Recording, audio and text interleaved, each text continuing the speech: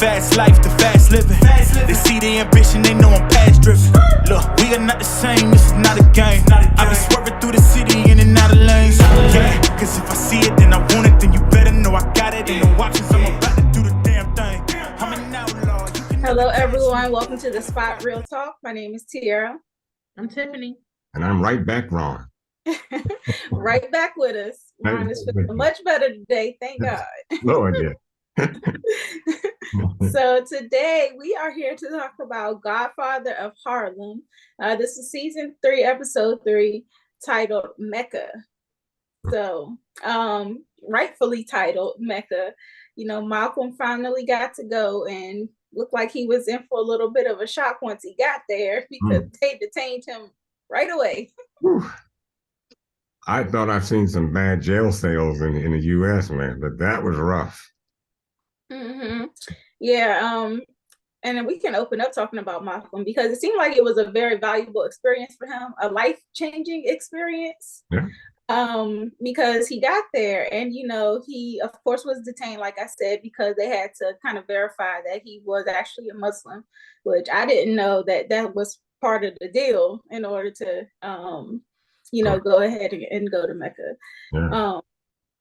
And so he was actually eventually released, as he had to be chaperoned around and basically sponsored.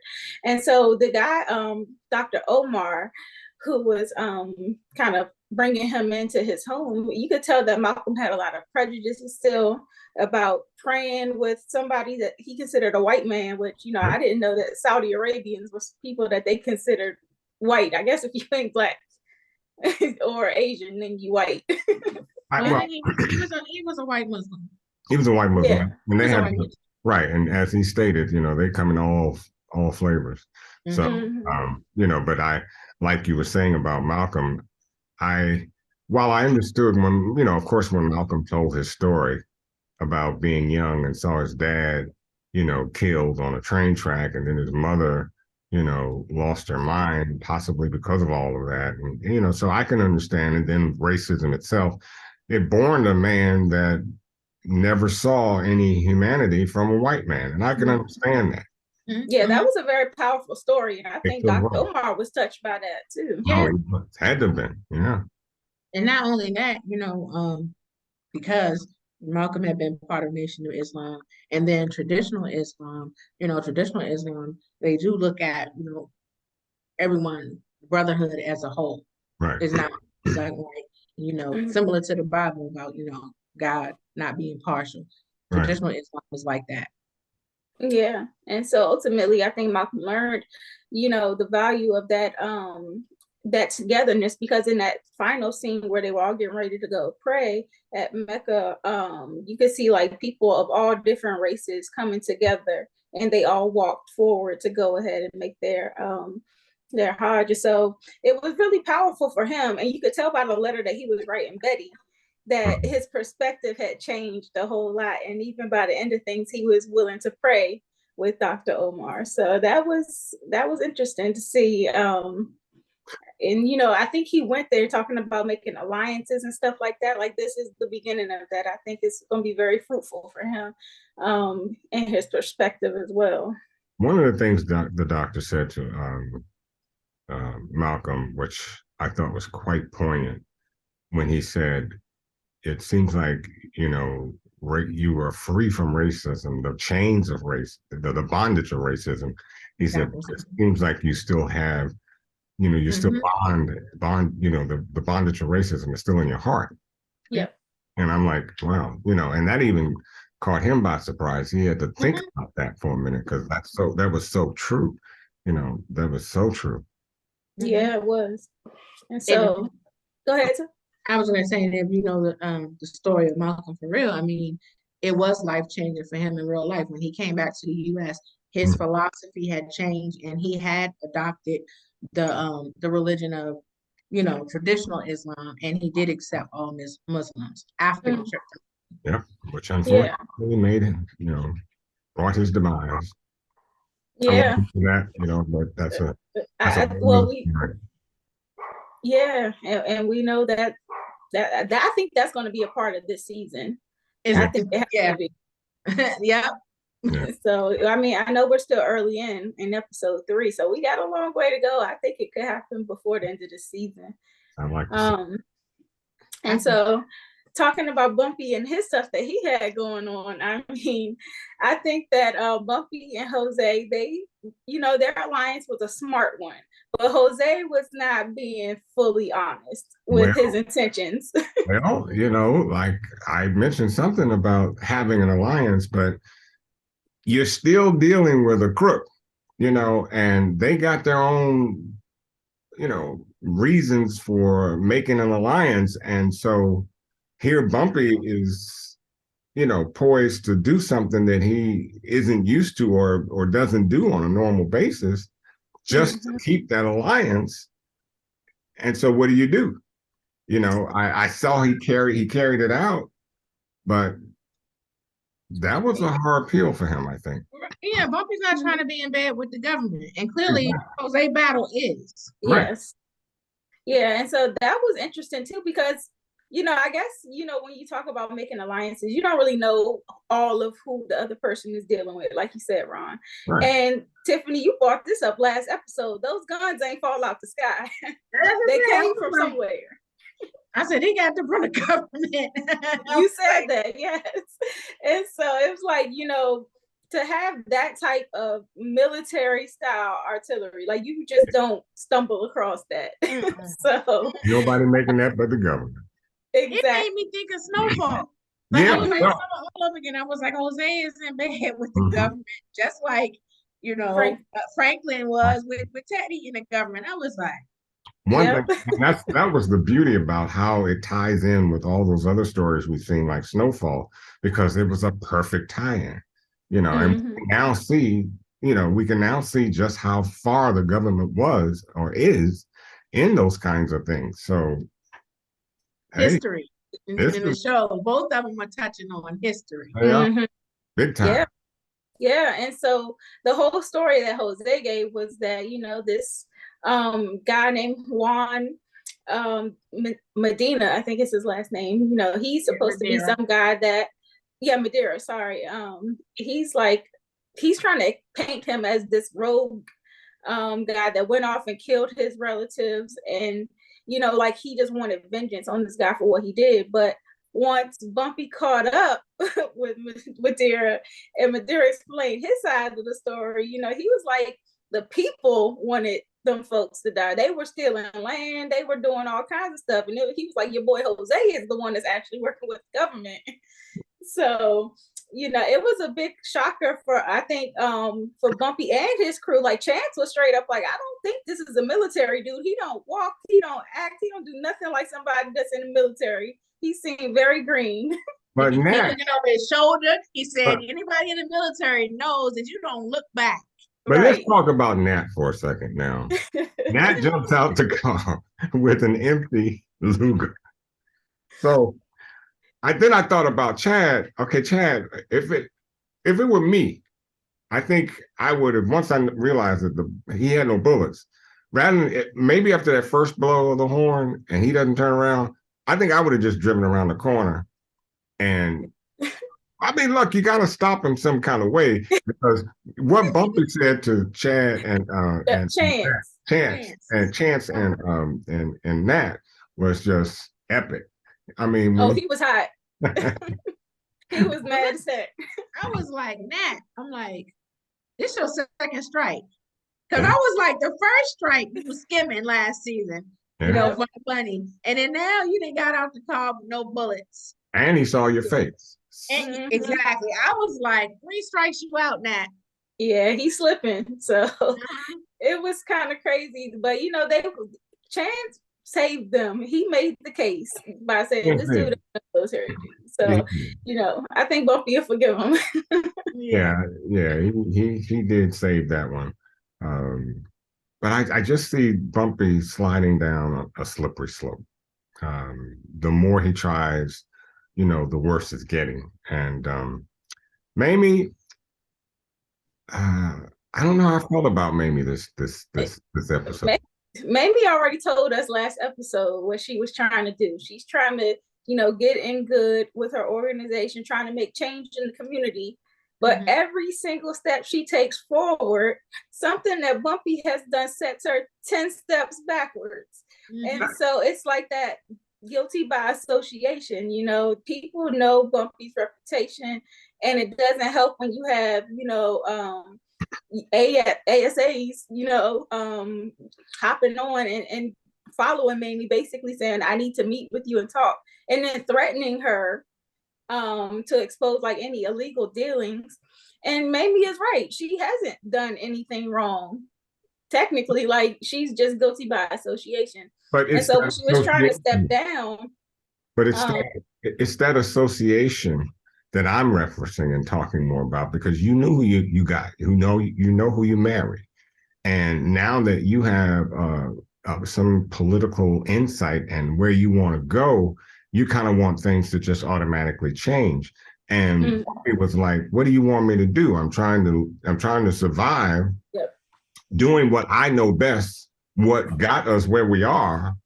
And all of a sudden, Mamie is seeming like she has now second thoughts as to the man she married. So she said she started to resent him. Well, that's even worse, because, resentment of your husband or your spouse can only lead to one or two things. So, and while I understand what you said, Tiara, and you're right, I mean, it's not to say that she didn't have a right to move on her own, but she chose a political side of things that isn't going to bode well with what her husband does. But if we're going to be fair, how many politicians have their hands clean? Oh, absolutely. All of them got their hands dirty in some way, shape, or form. So it's like, and we see it in this show all the time. Like, everybody has their own interests. And so, what they do to get things accomplished ain't always squeaky clean. And so it's just, people are using the illegal activity as kind of like an excuse to keep Mamie out from doing whatever she's doing. Look, if you look at Trump's son-in-law, Kushner, when you go back and look at the dealing real estate that this man was doing, and yet you trying to hem up Mamie for what Bumpy is trying to do, you're right. They all are dirty hands. But when you're Black, somehow. Yeah, that's what I said. That's the point. She is married to a made man. A made man, and she's Black, so we're supposed to be squeaky clean. Right, and she's trying to do something for the community. That's a public. She's a public figure, so of course, and especially if they can't get Bumpy, like Bumpy even said, he was like, they don't have nothing on me right now, so who better to go after? That's how they do. Look, we're seeing it even with BMF and everything. They're gonna go after your family, whoever. Yep. So it's unfortunate that it's happening, but Adam Clayton Powell is trying to force Mamie to stay on to fight back. I just don't know how much fight Mamie has in her, considering all that's going on personally. So it's going to be interesting to see if she continues on. I hope she does, because it seems like her work was getting recognition in the newspaper. Like, they were actually starting off really congratulating her for all the positive work that she had done in the community. And she had even got them to get her ads run free of charge. But you saw how small that ad was. And then even the headline, not headline, but what was the second page of the story, it mentioned that the funds that were being associated with the new community development was coming from a drug thing. That was slander after Pipe stopped by and talked to her. Exactly. And that's the problem. When you put it out there in the newspaper, people believe that it's true. Right. So what do you do? And that's why I think Mamie was very humble and smart to want to back away from it, because she wants to save the program. And maybe she can deal with it from a more behind the scenes. But he's not gonna let her. He's not gonna let her. He was like, I'm not gonna accept the resignation. And he said, I thought you were a fighter, because he knows how to get around those things. And I think that, while she rightfully wants to step aside, she doesn't want any more drama for the organization. I think her commitment for the community is much more passionate.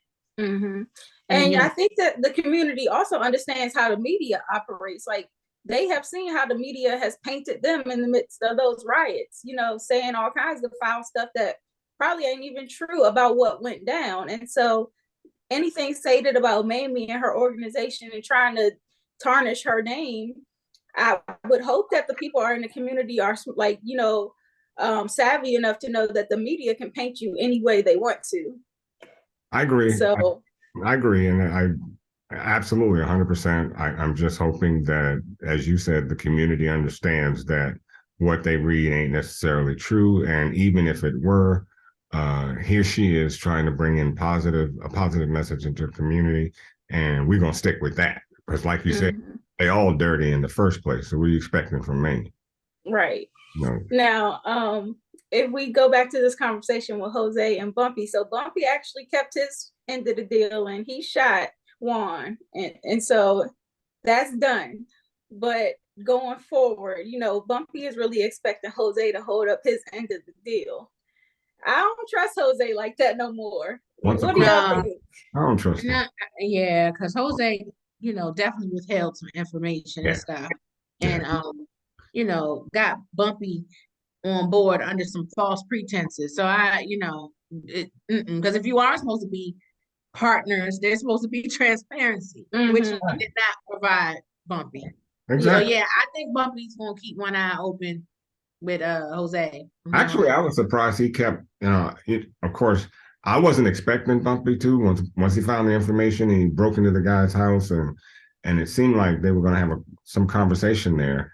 I was surprised to see Bumpy bring him back to Jose and take him out at that point. But again, Bumpy is a man of his word, and he gave his word, and Jose forced his hand. He was just like, "Listen, if you want this partnership here and now, you know, you need to let me know." So he forced Bumpy's hand at that point, because right now, you know, Bumpy is outnumbered. He needs the guns. He needs the men. He already done walked away from the bosses and stuff. So right now, he needs Jose. Okay, so and what I really, go ahead, Ron. Just real quick, I want to put it out there from something I said last week. So do you think judging from what we see so far, not necessarily what will be later, but from what we see so far, do you think would have been a better deal for Bumpy to deal with the bosses and take a percentage? Nope. Or you think that where he's at now is no? I guess he'll figure it out. But right now, he wants to be his own man, and he has the, you know, with Jose, the alliance, the men and the guns and stuff. No, I don't think he should have had to split up. If we can trust, because, you know, the sad thing about with Jose, you could get to that point where you need his men and he don't show up. And Jose is a very demanding man. Like, he was making a lot of demands this episode, even when Bumpy was sitting down with the bankers and he's like, "Oh, I don't like that one guy." And I don't think Bumpy liked him either, but he was like, "You know, I got this under control. Like, I got this." That judge was tripping. He was. You know, like, you're dealing with gangsters. So, you know, there's only so much tolerance that they have already. So I was like, he's skating. Well, the other bankers was chilling. They was enjoying it. Yeah, we're like, they enjoying, but the other dude, I'm like, tripping. You might come up missing. You better be quiet. I mean, the point that you're all in this illegal activity. What does this banker, why does he think he can start pushing his weight, which is so holier than thou? Thank you. I'm going to say, he's still trying to be pious. Like, no, your hands are dirty too. Exactly. He's still trying to, I'm, you know, if he got somehow a ticket out of the game, and I mean for good, wouldn't bother me at all. Because I'm like Jose, I'm sick of him running his mouth like he's running something. Does he realize that he's just a puppet in this whole show and getting paid? So in fact, the other two ought to sit him down and say, "Look, you either going to get us shot or we're going to shoot you." Exactly. Yeah. So in terms of that, I don't know. I just think Jose made a lot of demands, but he hasn't really shown anything on his side yet, besides the fact that he was willing to make an alliance. So I don't know. He real shaky right now. He looking very, very sketchy to me. Yeah. So we'll see if he holds up his end of the deal. the next thing that was happened in the episode with Stella. So she and Columbo, Tiffany, it seems like you're right, because he seems like he's really trying to warm up to her. And obviously we know why. He wants, to get in good with Chin. So he's trying to treat Stella well, got her a little apartment, even offered to get her a job, and kind of loosen the reins on her if she promises to be, forthright with him and tell him where she's going and stuff. But he also took her out to dinner, and he seemed like he was very interested in something beyond just protecting her. Yeah. He's making some comments, and I was like, I think he might, be pushing up on Stella. And then she eventually toasted with him. She did. She said she didn't want to drink at first, but eventually she gave in, and I was like, watch them. Yeah. More or less watch her, because see, he thinks that he has her now in a position that he wants her to be. You can't trust Stella. The moment that man turns his back, Stella will be gone. And I really don't expect much to come from this, except that Columbo is going to have some questions to answer with Chin, because I really don't think she's going to be there very long. He thinks he's in with her right now. She's got a whole nother thought process. You can see. Somebody in our comments, one of the subscribers said that Stella is a Black Widow, because it was like everybody she's been with has died, and I was like, right, Ernie, Teddy, the guy before that, before Teddy had died, that her father had killed. So I'm like, there might be some truth to that. Let him do his research. He better do some research, because if he try to get in her pants, his pants are going to be down for good. Yeah, so I just thought that was interesting. I was like, oh, Tiffany is on to something. I was just like, if she spent enough time with him, she might be like, I agree with you, Ron, too. She might take that opportunity to roll out on him too. But, she wasn't feeling Ernie either. But after a while, she warmed up to Ernie. So I was like, who's to say that she won't possibly warm up to this dude? Right. Yeah, so the possibility, she just, and it would, I guess it wouldn't surprise me. But she's been through so much. On the other hand, I just don't know if she really, do you think that's what she really wants? It's hard to say what she really wants. Right. She's in a weird place right now. Oh, she is. But she's very headstrong. So it would be interesting to see her, give in to Columbo's demands fully. I think right now she has him where she wants him. She's capitulating only just long enough to make her move. Well, I kind of feel like he has her where he wants it, because she's the one that needs protection. Right. Because if she can make a run for it or whatever, but she needs protection. That's the only reason why she's kind of staying put right now. And she may try to make a dash, but she needs protection. Yeah, I mean, even if she was to run off to Europe and stay in Paris, act like they don't have, the connects over there too. Their reach. Come on now. You never know. Yeah, so that's why I was like, I don't know, Stella, we might need to rethink this. And so I was kind of surprised that we didn't see more from the Italians this episode, given, the situation that went down last week. So I think maybe next episode we see their next move now that this alliance has been made. So I want to see if they actually decide to go to war, or if they're going to lay low until they get Morgenthau off their back a little bit. So you guys got any predictions or thoughts for next week? My prediction is, I think once the bosses realize that there is an alliance with Jose and Bumpy, no, I don't think there will be a war. I think, because I don't think anybody wants a war. It's going to be interesting if they can get what they want out of them. But I think that kind of levels the playing field, if you will. Now Jose is in alliance with Bumpy, so I don't see the family really, doing much with this. And once they realize that there's that alliance with Bumpy. I think they realized it already because when Jose came outside at the end of the episode and they shook hands, I think the bosses already know that Jose is working with Bumpy because Jose reminded Bumpy of it in this episode. He was like, I walked away from the Italians for you. And, when he was asking him, when Bumpy came to ask him, like, what aren't you telling me about this guy?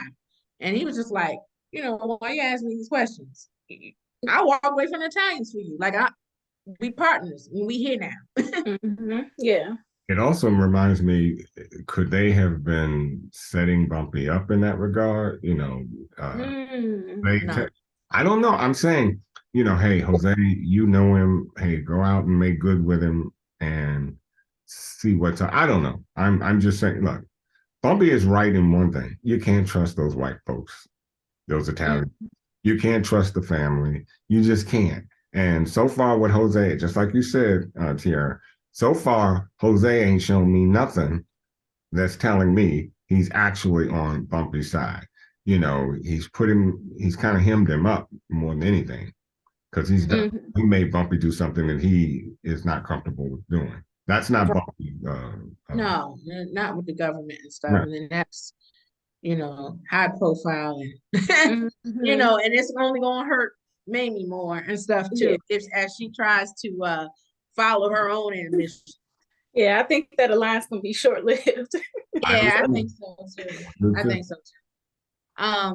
One of the predictions, I think, at least for the season, because we know what happens in real life, I think, with Malcolm, he mentioned that he was going to Mecca, and then after going to Hajj, after that, he was going to Africa.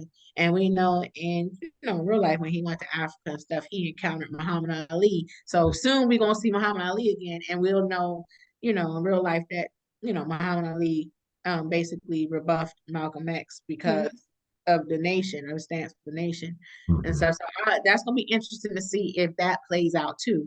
And we heard Elise say to Mamie that Malcolm wants her to go to Africa after he comes from Hajj. So that's going to be interesting to see her if she goes to Africa and everything and how that plays out.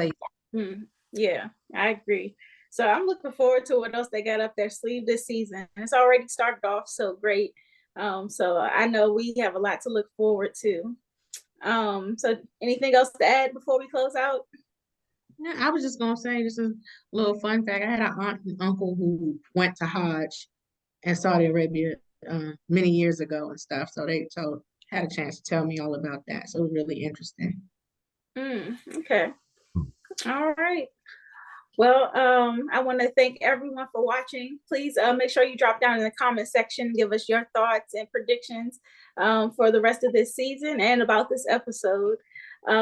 Make sure you are also subscribed to our channel and click that notification bell so you get alerted when we post. We are also on Instagram, Twitter, Facebook, and TikTok at The Spot Real Talk. So make sure you follow us there as well. And I think we are hoping to have some stuff up our sleeve. So just stay tuned and we'll keep you posted on some possible interviews maybe. We'll see about that. So we appreciate you guys for continuing to stick with us and make sure you are back here next week as we discuss episode 4. Night. Oh, before we go, hit that subscription button. Where is it? In here. Yes, that helps us with engagement in the algorithm. Exactly. Right. So, and like the video. Definitely like it. That helps too. Love you. All right, guys. Bye-bye. Bye. Riding on the wave. I ain't got a lot to say. Mine's heavy, give me space. Pine's ready, let me blaze. Spend money, what a waste. Time's money pays. You ain't ready for the 8th. She ain't ready for the 8th. He be riding on the wave. I ain't got a lot to say. Mine's heavy, give me space. Pine's ready, let me blaze. Spend money, what a waste. Time's money pays. You ain't ready for the 8th. She ain't ready for the 8th. Mad as savage, me back and I'm back and it happening, ready to blow. I remember doing deeds with Deji from the street, they left me on my own. Mom kept asking me about how I got the P, I told her leave it, mama grow.